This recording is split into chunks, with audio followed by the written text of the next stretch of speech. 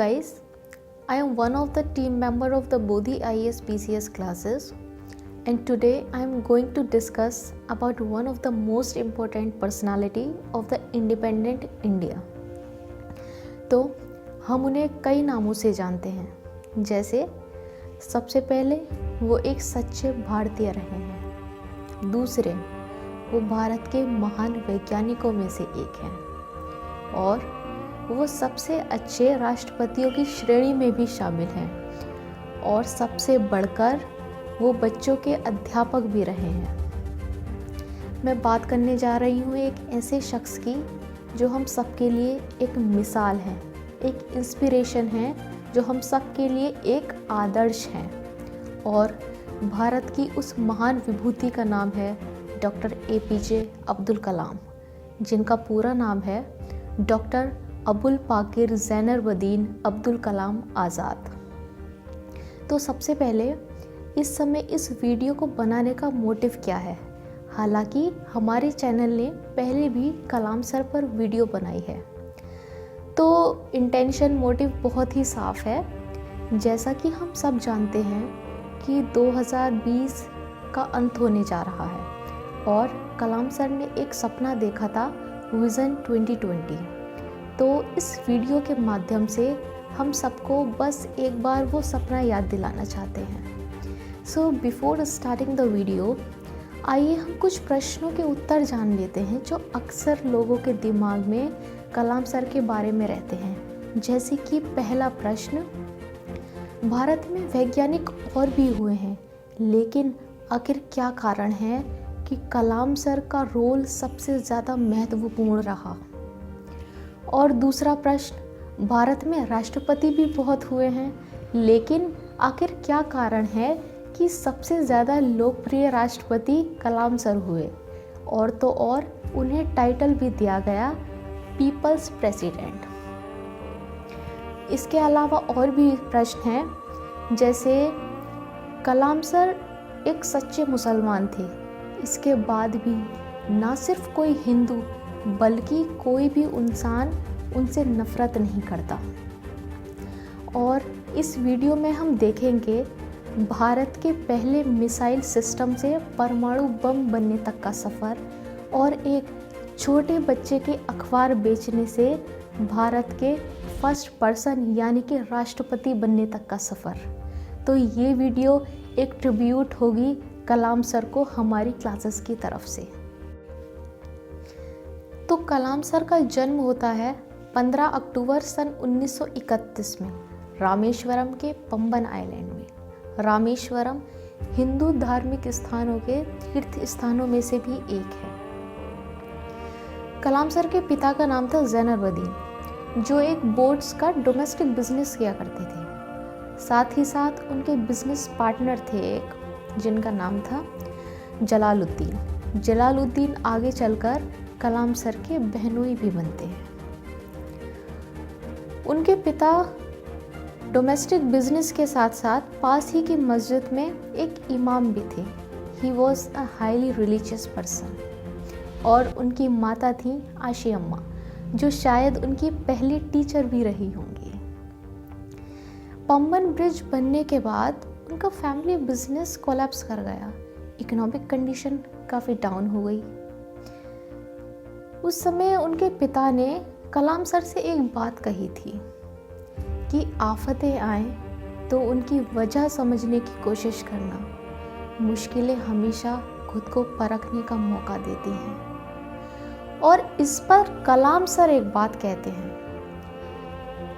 कि मैं एक आला ताकत पे विश्वास करता हूँ, एक ऐसी महान शक्ति है जो हमें मायूसी, नाकामयाबी और मुश्किलों से निकालकर सच्चाई के मुकाम तक पहुंचाती है। कलाम सर के जीवन में 3 लोगों का रोल बहुत ज़्यादा इम्पोर्टेंट रहा। वो हैं शम्सुद्दीन, जलालुद्दीन और एक मंदिर के पुजारी। शम्सुद्दीन वो शख्स हैं जिन्होंने मुश्किल की घड़ी में कलाम सर को नौकरी दिलवाई थी, और जलालुद्दीन वो शख्स हैं जो कलाम सर के जान पहचान में पहले ऐसे इंसान थे जो अंग्रेज़ी बोलना जानते थे, और तो और उनसे हमेशा बहुत तार्किक और साइंटिफिक बातें किया करते थे। उनका इम्पैक्ट कलाम सर पर बहुत रहा, और मंदिर के पुजारी के पास अक्सर कलाम सर अपने प्रश्नों का जवाब ढूंढने जाया करते थे।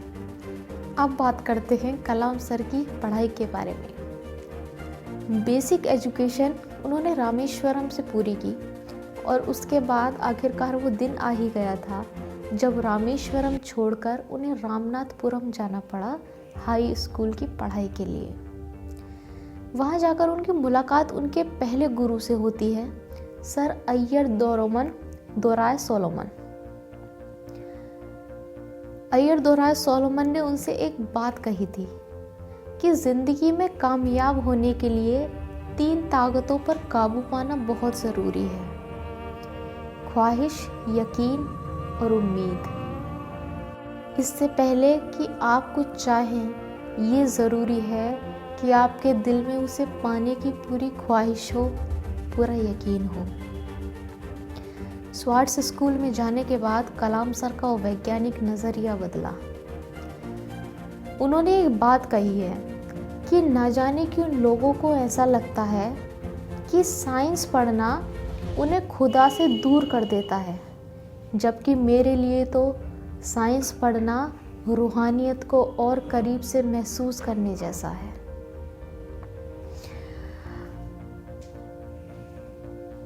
इसके बाद उन्होंने ग्रेजुएशन की पढ़ाई की बीएससी में, हालांकि वो इंजीनियरिंग करना चाहते थे। ग्रेजुएशन होने के बाद उन्हें एडमिशन लेना था MIT यानी कि मद्रास इंस्टीट्यूट ऑफ टेक्नोलॉजी में। उस समय एडमिशन लेने के लिए 1000 रुपयों की ज़रूरत थी, और उनकी फैमिली कंडीशन इतनी नहीं थी कि वो उन्हें 1000 रुपये अवेलेबल करा पाते।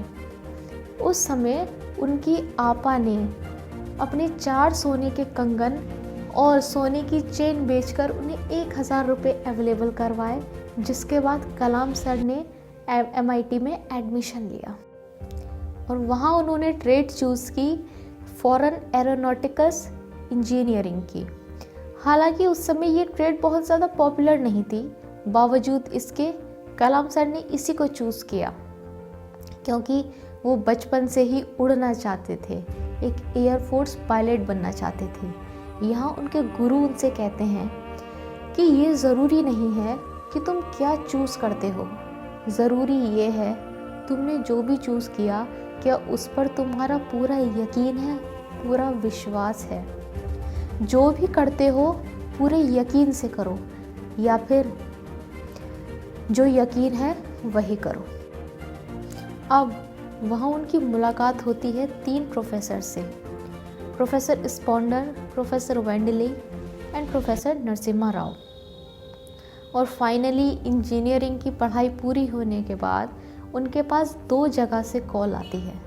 कलाम सर के पास 2 ऑप्शंस अवेलेबल होते हैं, पहला दिल्ली डिफेंस मिनिस्ट्री से, और दूसरा देहरादून एयरफोर्स SSB से। दिल्ली में उनका इंटरव्यू बहुत अच्छा होता है, और SSB में इंटरव्यू देने के बाद उन्हें पता चलता है कि 25 लोगों की लिस्ट में उनका स्थान 9वें नंबर पर आया था, उनका सिलेक्शन नहीं हो पाया। इस बात से वो बहुत हताश और निराश हो जाते हैं, और इसी हताशा में वो जाते हैं ऋषिकेश, जहाँ जाकर सबसे पहले वो गंगा स्नान करते हैं। गंगा स्नान करने के बाद वो शिवानंद नामक एक चोटी पर जाते हैं, और वहाँ उनकी मुलाकात होती है स्वामी शिवानंद से। स्वामी शिवानंद के बारे में कलाम सर ने कहा है कि देखने में वो बिल्कुल गौतम बुद्ध जैसे लगते थे, और मुलाकात के बाद वो उनसे बताते हैं कि देहरादून एयरफोर्स में मेरा सिलेक्शन नहीं हो पाया। इस बात को सुनने के बाद स्वामी जी मुस्कुराते हैं और उन्हें रिप्लाई में कहते हैं कि अगर तुम किसी चीज़ को पूरी शिद्दत से चाहते हो, दिलो जान से चाहते हो, और उस पर तुम्हारा पूरा यकीन है, तो उसमें से कमाल की इलेक्ट्रोमैग्नेटिक एनर्जी जन्म लेती है, और रात को सोने के बाद हमारे दिमाग से वो इलेक्ट्रोमैग्नेटिक एनर्जी निकल के ब्रह्मांड से पूरी पॉजिटिव एनर्जी कलेक्ट करती है और वापस हमारे मस्तिष्क में प्रवेश कर जाती है। इसीलिए जो कुछ भी तुमने सोचा है उसकी सृष्टि ज़रूर होगी, उस पर यकीन करो। और इसी बात पर विश्वास करते हुए कलाम सर वापस दिल्ली आते हैं और ज्वाइनिंग लेते हैं, जहां उनकी मासिक पगार होती है 250 रुपये प्रति माह।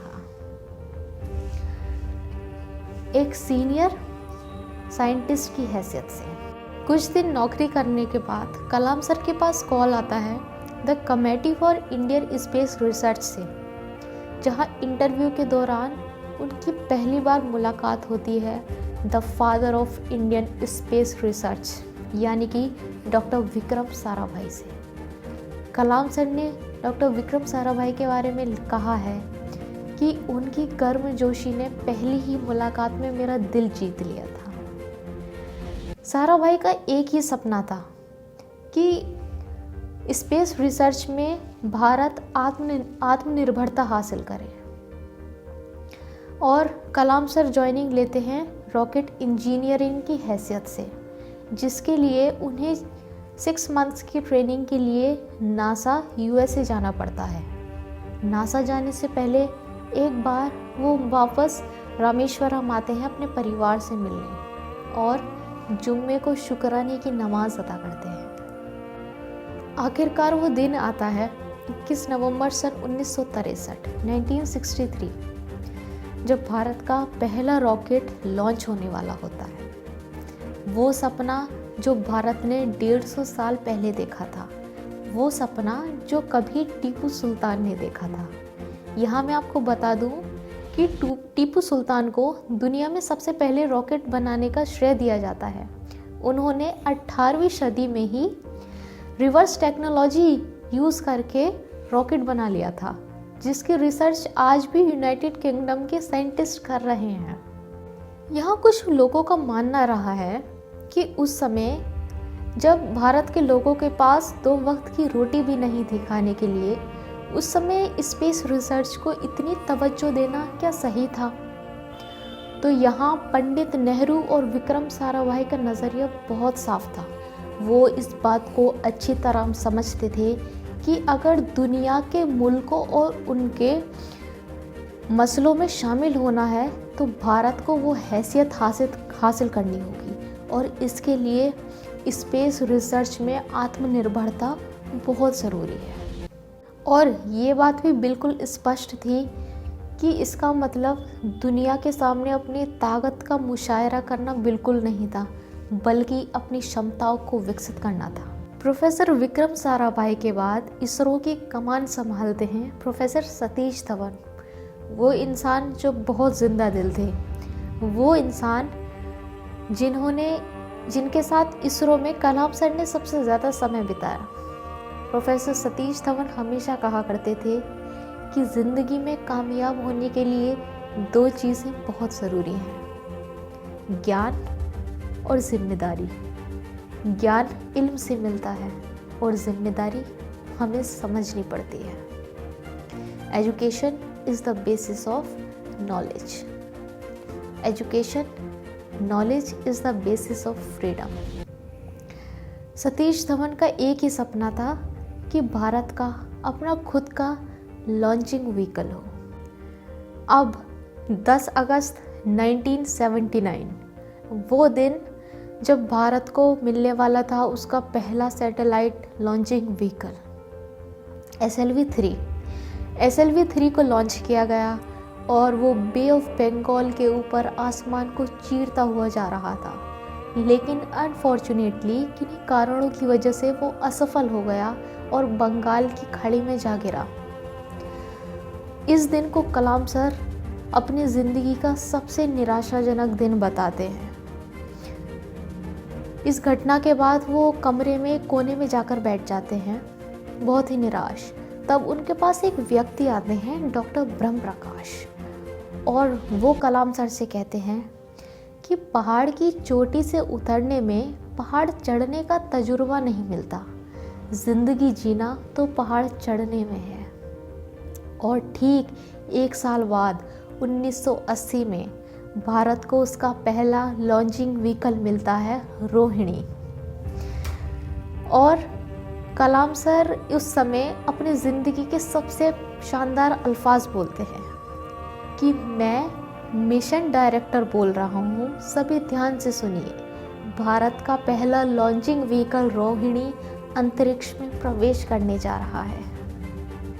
भारत की इस ऐतिहासिक कामयाबी के बाद प्रोफेसर सतीश धवन के पास कॉल आता है प्रधानमंत्री का। प्रधानमंत्री कलाम सर से मीटिंग करना चाहते हैं और जब कलाम सर को ये बात पता लगती है तो वो थोड़ा हिचकिचाते हैं। वो सतीश धवन जी से कहते हैं कि मीटिंग आप ही अटेंड कर लीजिए। एक्चुअली कलाम सर ज़्यादा प्रोटोकॉल्स फॉलो नहीं किया करते थे। अच्छे कपड़े, अच्छे जूते, ये सब पहनना वो पसंद नहीं करते थे। और उस समय वो प्रोफेसर सतीश धवन से कहते हैं कि इस मीटिंग के लिए मैं शायद फिट ना हूँ, मेरे कपड़े शायद इतने एप्रोप्रिएट ना हों।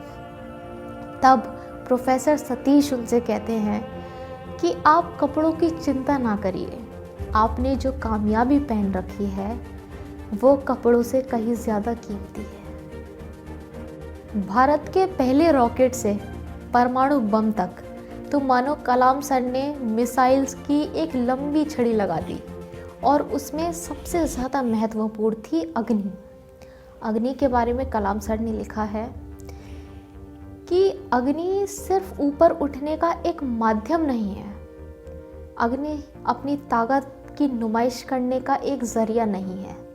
अग्नि तो वो जलती हुई लौ है जो हर भारतीय के दिल में है। अग्नि को इस नज़र से मत देखो कि वो सिर्फ एक मिसाइल लगे। अग्नि तो भारतीय कौम के माथे पर चमकता हुआ तिलक है। देने को तो बहुत कुछ दिया है हमें कलाम सर ने, लेकिन उनके द्वारा दिया गया जो सबसे अनमोल तोहफा है वो है विज़न 2020। सन 1998 में उन्होंने एक किताब लिखी थी, भारत 2020, और उस किताब में उन्होंने विज़न 2020 के बारे में लिखा। विज़न 2020 हालांकि हमें 2020 तक अचीव करना था, लेकिन किन्हीं कारणों की वजह से हम इसे अचीव करने में असफल हो गए। ये विज़न एक ऐसा विज़न है जो भारत की तकदीर बदल सकता है, एक ऐसा विज़न जो भारत को विकसित राष्ट्रों की श्रेणी में लाकर खड़ा कर सकता है, एक ऐसा विज़न जो भारत को गरीबी, भुखमरी और अन्य तमाम समस्याओं से लाकर बाहर खड़ा कर सकता है। तो आइए हम जानते हैं कि ये विज़न क्या है और आखिर क्या कारण रहे जिसकी वजह से ये पूरा नहीं हो पाया। कलाम सर हमेशा कहा करते थे कि हमें सिर्फ सुपर पावर यानी कि विश्व गुरु ही नहीं बनना, बल्कि नॉलेज सुपर पावर बनना है। और जैसा कि हमारे एनोनिमस सर भी कहते हैं कि भारत का मतलब है ज्ञान। तो विश्व गुरु बनने के लिए जो कलाम सर ने पहली बात कही वो थी एग्रीकल्चर एंड फूड प्रोसेसिंग, यानी कि कृषि और खाद्य प्रसंस्करण के लिए। देखिए, हम सभी जानते हैं कि फार्मर्स हमारे देश का आधार है। They are the most important element of grass root level.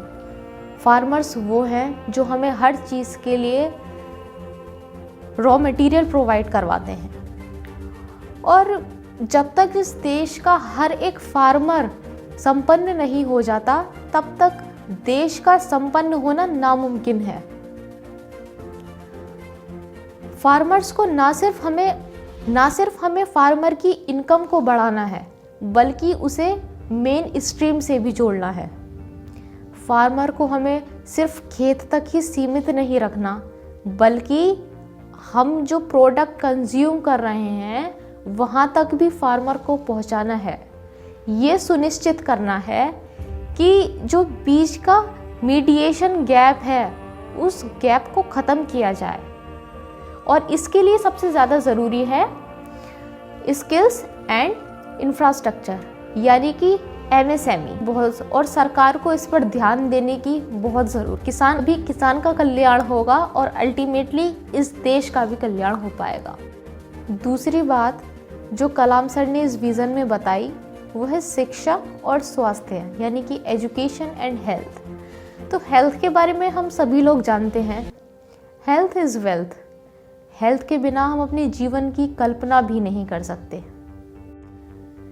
Bharat में हेल्थ से जुड़ी कुछ समस्याएं हैं, जैसे हर एक इंसान की पहुंच स्वास्थ्य केंद्रों तक सुनिश्चित नहीं की जा सकी है, और इसके साथ ही साथ अगर मेडिकल फैसिलिटीज़ प्रोवाइड हो गई हैं तो उनकी क्वालिटी क्या है, ये भी बहुत ज़रूरी है। तो सरकार को गांव-गांव और शहर-शहर हर एक इंसान की पहुंच वहां तक सुनिश्चित करनी है, ताकि गरीब इंसान ज़रूरत पड़ने पर प्राइवेट महंगे अस्पतालों की तरफ ना भाग सके और फीस ना देने के कारण उसके साथ कोई अनहोनी ना हो सके। इस क्षेत्र में कार्य करने की ज़रूरत है। और दूसरी बात आती है एजुकेशन की। एजुकेशन तो वो वेपन है जो किसी की भी ज़िंदगी बदल सकता है। ऐसे हमारे पास तमाम एग्जाम्पल हैं, खुद डॉक्टर APJ अब्दुल कलाम और डॉक्टर BR अम्बेडकर, जिन्होंने सिर्फ और सिर्फ एजुकेशन के बेसिस पर ही ना सिर्फ अपनी ज़िंदगी को बदला बल्कि तमाम लोगों की ज़िंदगी बदल के रख दी। एजुकेशन पर हमें प्राइमरी लेवल से हायर एजुकेशन तक पर ध्यान देने की बहुत ज़रूरत है। और हमें एक बात का ध्यान रखना चाहिए कि आज के दौर में हम स्किल्स को एजुकेशन से अलग नहीं कर सकते। एजुकेशन का मतलब है इंसान में स्किल होना बहुत ज़रूरी है, और जब ऐसा होगा तभी इस देश में पढ़े लिखे बेरोज़गारों की संख्या कम हो पाएगी। आज हमारे देश में मैनेजमेंट कॉलेजेस, टेक्निकल इंस्टीट्यूट्स तो बहुत हैं, लेकिन कहीं ना कहीं वो स्किल प्रोवाइड करवाने में पीछे हैं। तो इस पर ध्यान देने की बहुत ज़रूरत है। तीसरा हमारे पास पॉइंट आता है इंफॉर्मेशन एंड कम्युनिकेशन टेक्नोलॉजी, यानी कि सूचना और प्रौद्योगिकी। 21वीं century is the century of IT, और अगर हम IT के बिना इस सेंचुरी की कल्पना करें तो थोड़ा मुश्किल होगा। आज हम सब बात करते हैं डिजिटल इंडिया की और हर एक चीज़ ऑनलाइन करने की, लेकिन ये सब IT के बिना पॉसिबल ही नहीं है। IT पर काम करने की अभी बहुत ज़्यादा ज़रूरत है। इससे ना सिर्फ हमारे रोज़गार में वृद्धि होगी, बल्कि सरकार के द्वारा जो लाभ हमें मिलता है उसे भी लेने में आसानी हो जाएगी। और इसके बाद आता है इंफ्रास्ट्रक्चर, यानी कि आधारभूत संरचना। आधारभूत संरचना का मतलब है रोटी, कपड़ा, मकान, बिजली, पानी, सड़कें, वो चीज़ें जो इंसान को अपने विकास करने के लिए बहुत ज़रूरी हैं, और इसके बिना विकास करना बहुत कठिन भी है। अगर मैं पढ़ना चाहती हूँ तो मुझे बिजली की ज़रूरत ज़रूर पड़ेगी। अगर मैं रात को चैन से सोना चाहती हूँ तो उसके लिए पेट भरा होना बहुत ज़रूरी है। अगर मैं पढ़ने के लिए कॉलेज जाना चाहती हूँ तो उसके लिए सड़कों का होना बहुत ज़रूरी है। ये सारी चीज़ें सरकार को सुनिश्चित करवाना बहुत ज़रूरी है। हमारे पास ऐसे तमाम एग्जाम्पल्स हैं दुनिया में जिन्होंने इंफ्रास्ट्रक्चर के बेसिस पर अपनी कंडीशन को यहाँ से यहाँ ला दिया है। जैसे कि उसका एक एग्जाम्पल है चाइना, USA भी। तो सरकार को इस पर ध्यान देने की अभी बहुत ज़रूरत है, क्योंकि हमारे देश के गांव के और दूर दराज के क्षेत्र ऐसे हैं, स्पेशली ट्राइबल एरियाज़, जहां इंफ्रास्ट्रक्चर अभी सेटअप नहीं किया गया है। उनको इस चीज़ की बहुत ज़्यादा आवश्यकता है। और आखिर में कलाम सर बात करते हैं सेल्फ रिलायंस की, यानी कि आत्मनिर्भरता। आत्मनिर्भरता तो हमारा अल्टीमेट एम है, और आत्मनिर्भरता हर एक क्षेत्र में होनी चाहिए। Medical, weapons, education, energy etcetera. और आत्मनिर्भरता पाने के लिए जो 4 बातें मैंने डिस्कस की उनको कर लेना बहुत ज़रूरी है। उन्हीं के बेसिस पर आत्मनिर्भरता आएगी और जब हम बनेंगे सेल्फ रिलायंट तभी हम दुनिया में अपना लोहा मनवा सकेंगे। किसी दूसरे देश के सामने कभी झुकना नहीं पड़ेगा। हमारे देश का एक्सपोर्ट बढ़ेगा और इकोनॉमी भी बूस्ट करेगी। इन 5 पॉइंट को डिस्कस कर लेने के बाद कलाम सर लिखते हैं कि मैं कुछ भूल रहा हूँ, आई एम मिसिंग समथिंग। वो एक ऐसा मोमेंट भूल रहे थे जो उनकी ज़िंदगी का एक ट्रांसफॉर्मिंग मोमेंट था, एक ऐसा पल था जिसने उनकी ज़िंदगी का नज़रिया बदल के रख दिया। डॉक्टर कलाम एक बार स्वामी नारायण संप्रदाय के गुरु के पास जाते हैं और उनसे ये विज़न की बातें डिस्कस करते हैं। तब वो गुरु उनसे कहते हैं कि इस पूरे विज़न में सब कुछ सही है लेकिन कुछ छूट रहा है। छूट रहा था spirituality and faith in religion and God. वो कहते हैं कि faith in God and spirituality इंसान के अंदर इथिकल वैल्यूज़ पैदा करती हैं और वो इथिकल वैल्यूज़ उसे क्राइम और करप्शन करने से रोकती है। इसीलिए इंसान के अंदर इथिकल वैल्यूज़ का डेवलपमेंट होना बहुत ज़्यादा ज़रूरी है। अगर इस पॉइंट के बिना हम विज़न 2020 प्राप्त कर भी लेते तो उसे लंबे समय तक क्या करना, तो उसे लंबे समय तक बनाए रखना नामुमकिन होता। इससे अच्छा है कि पहले इथिकल वैल्यूज़ जनरेट की जाएं, उसके साथ ये विज़न 2020 अचीव किया जाए। तो अब हम ये कह सकते हैं कि इन 6 पॉइंट्स से पूरा होता है, तो अब हम ये कह सकते हैं कि इन 6 पॉइंट्स के साथ पूरा होता है कलाम सर का विज़न 2020। तो अब थोड़ा करते हैं एनालिसिस और देखते हैं वो कारण जिनकी वजह से ये सपना रह गया अधूरा। पहला जो सबसे इम्पोर्टेंट कारण है वो है लैक ऑफ लीडरशिप। एक लीडर वो होता है जो किसी भी सपने को अंजाम देने के लिए बहुत ज़रूरी है। डॉक्टर कलाम ने तो बहुत खूबसूरत सपना देखा था, लेकिन उनके बाद कोई ऐसा पैदा नहीं हुआ जो उसकी दारोमदार संभाल सकता, जो उसकी जिम्मेदारी अपने ऊपर ले सकता। इसके अलावा जो दूसरा फैक्टर जो हम समझते हैं वो है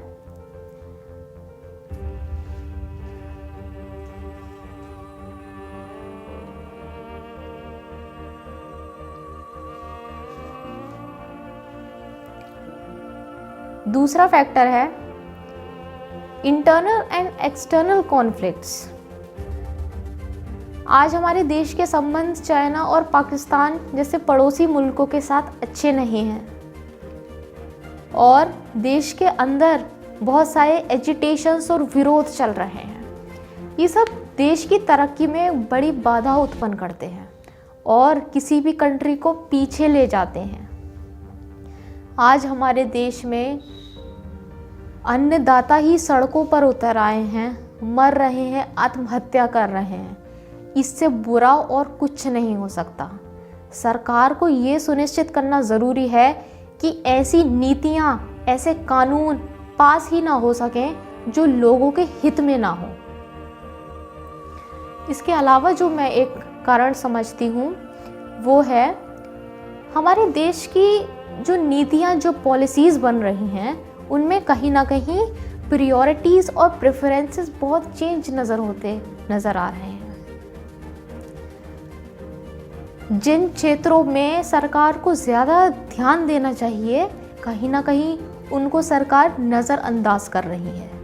अगर मैं सिंपल से शब्दों में कहूँ तो मैं इनको कहूँगी लोक लुभावन नीतियाँ।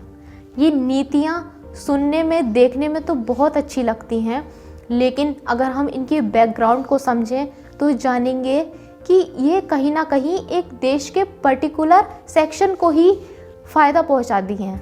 जैसे कि हम कह सकते हैं पूंजीवादी कैपिटलिस्टिक सेक्टर। और दूसरा फैक्टर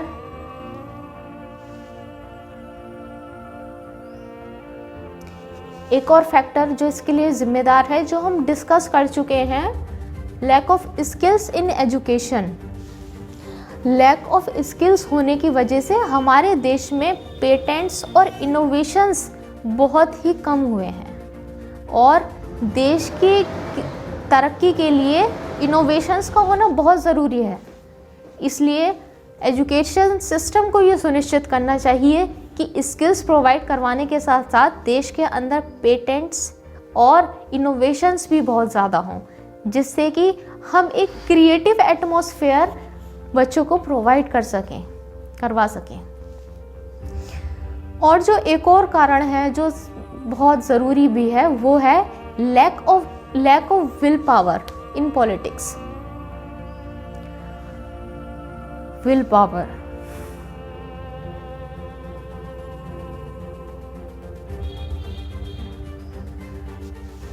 पॉलिटिक्स एक ऐसा कारक है जो किसी भी देश को मिनटों में परिवर्तित कर सकता है, जो किसी भी देश को जीरो से हीरो बना सकता है।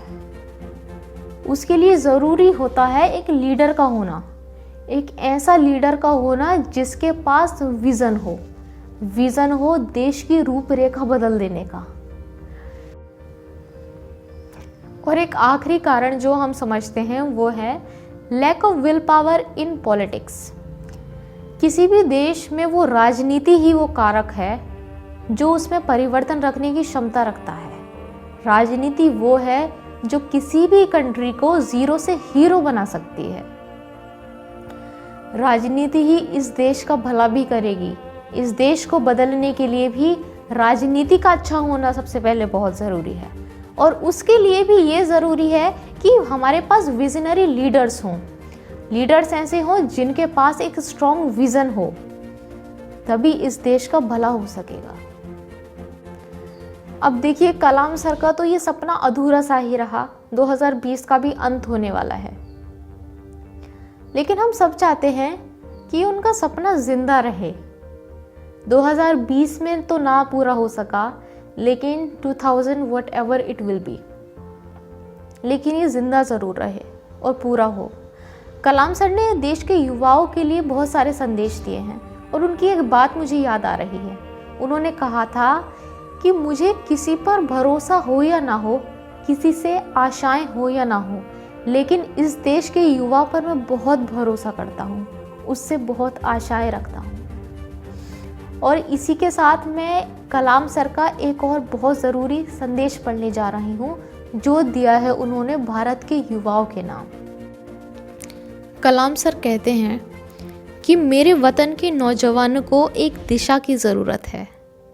मैं बस अंत में उन सभी लोगों का शुक्रिया करना चाहता हूँ जिनकी वजह से मैं वो बन सका जो आज हूँ। कोई भी शख्स कितना भी छोटा क्यों ना हो, उसे हौसला नहीं छोड़ना चाहिए।